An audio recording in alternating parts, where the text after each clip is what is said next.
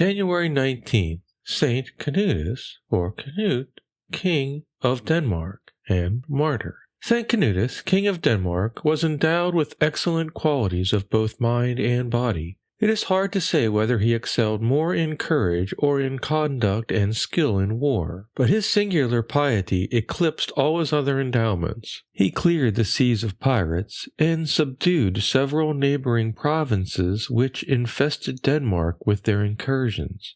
Saint Canutus succeeded his elder brother Harold on the throne of Denmark in the year 1080. He began his reign by a successful war against the troublesome barbarous enemies of the state, and by planting the faith in conquered provinces. Amid the glory of his victories, he humbly prostrated himself at the foot of the crucifix, laying there his crown and offering himself and his kingdom to the King of Kings.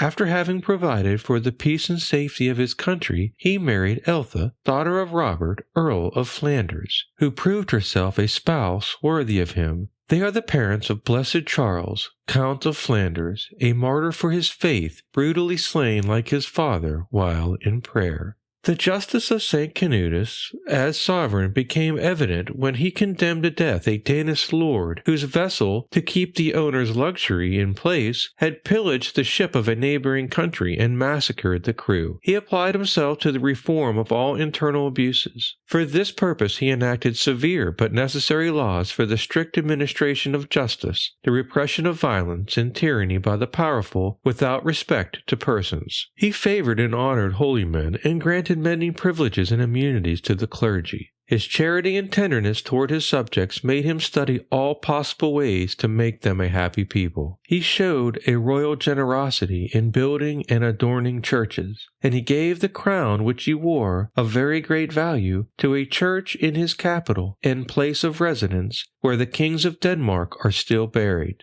To the virtues which constitute a great king, Canutus added those which prove the great saint.